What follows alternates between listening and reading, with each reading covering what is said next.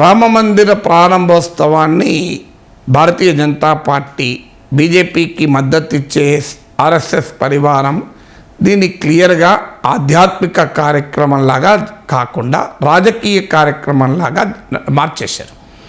ఆధ్యాత్మిక కార్యక్రమము రాజకీయ కార్యక్రమం రెండు తేడా తెలియకుండా జరుగుతున్నాయి. అయోధ్యలో రామమందిర నిర్మాణానికి ప్రధానమంత్రి ప్రారంభోత్సవం చేయడం, యోగి ఆదిత్యనాథ్ లాంటి రాజకీయ నాయకులు వెళ్ళడం వల్లనే రాజకీయం కాలే.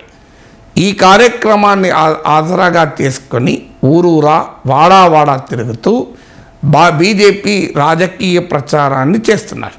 ఈవెన్ మేముంటున్న చోటికి కూడా వచ్చారు, అక్కడ కూడా అక్షంతలు ఇచ్చారు. అక్షంతలు ఇచ్చి వచ్చిన కార్యకర్తలు క్లియర్గా చెప్పారు రామమందిర ప్రాశస్త్యాన్ని, రాముని గొప్పతనాన్ని చెప్తూనే రామమందిరం కళ మోడీ వల్ల సాకారమైంది కనుక మోడీకి ఓటేయని కూడా చెప్పారు. అందువల్ల రామమందిర నిర్మాణ ఆ విషయం చెప్తూ అక్షంతలు ఇస్తూ మోడీకి ఓటు వేయాలన్న అంశం కూడా చెప్పారు. ఇప్పుడే చెప్పేశారు, తర్వాత కూడా కాదు. అందువల్ల ఈ ప్రక్రియ రెండు కలిపి జరుపుతున్నాయి కనుక సాధారణంగానే ప్రతిపక్షాలకు ఇదొక ఛాలెంజ్గా మారుతుంది. ఎందుకంటే ఈ కార్యక్రమంలో భాగస్వాములైతే బీజేపీ రాజకీయ ప్రచారానికి సహకరించిన వాళ్ళవుతారు. కానీ అందులో భాగస్వాములు కాకపోతే రామునికి వ్యతిరేకం, హిందువులకు వ్యతిరేకం, హిందూ ధర్మాన్ని నమ్మరు, రామునిపైన విశ్వాసం లేదు, రామభక్తి లేదు అన్న విమర్శలు ప్రతిపక్షాలు ఎదుర్కోవాల్సి వస్తున్నాయి. అందువల్ల ప్రతిపక్షాలు ఈ బీజేపీ రామమందిర రాజకీయానికి ఎలా స్పందించాలో అర్థం కాని పరిస్థితి. కానీ కాంగ్రెస్ పార్టీ కూడా ఈ కార్యక్రమాల్లో పాల్గొనమని ప్రకటించేశారు. దానికి కారణాలు కూడా చెప్పారు.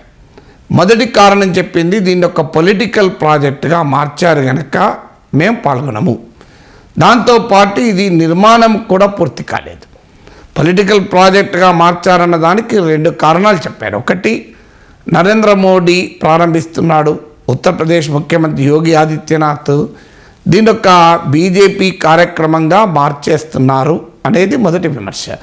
రెండవది, వాస్తవంగా నిర్మాణం పూర్తి కాలేదు, కానీ 2024 ఎన్నికల్ని దృష్టిలో పెట్టుకొని ముందుగానే గర్భగుడిని ప్రారంభిస్తున్నారు. అందువల్ల ఇది రాజకీయ కార్యక్రమంగా మారింది కనుక మేము వెళ్ళడం లేదు.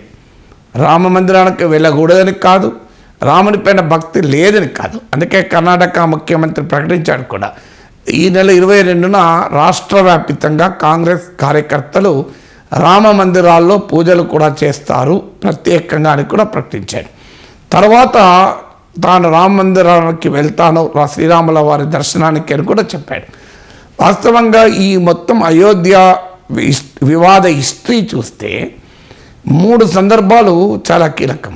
ఒకటి, అయోధ్యలో ఈ రామ జన్మభూమి బాబ్రీ మసీద్ వివాదాస్పద స్థలంగా ఉన్న రోజుల్లో తాళాలు వేసి ఉంటే మొదటిసారి తాళాలు తెరిపించి తన ఎన్నికల ప్రచార కార్యక్రమాన్ని రాజీవ్ గాంధీ అక్కడి నుంచి ప్రారంభించారు.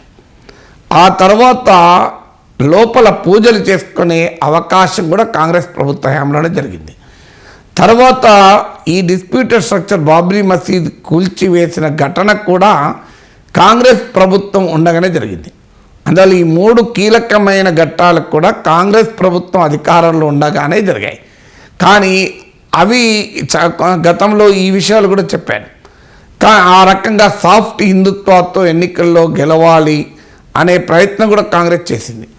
కానీ ఉత్తర భారతదేశంలో ప్రజల తీర్పు చూస్తే, రాజస్థాన్, మధ్యప్రదేశ్, ఛత్తీస్గఢ్ ఇటీవల ఎన్నికలు కూడా చూస్తే హిందుత్వ పాలిటిక్స్ను సాఫ్ట్ హిందుత్వాతో ఎదుర్కోలేము అని కాంగ్రెస్కు అనుభవంలో అర్థమైంది.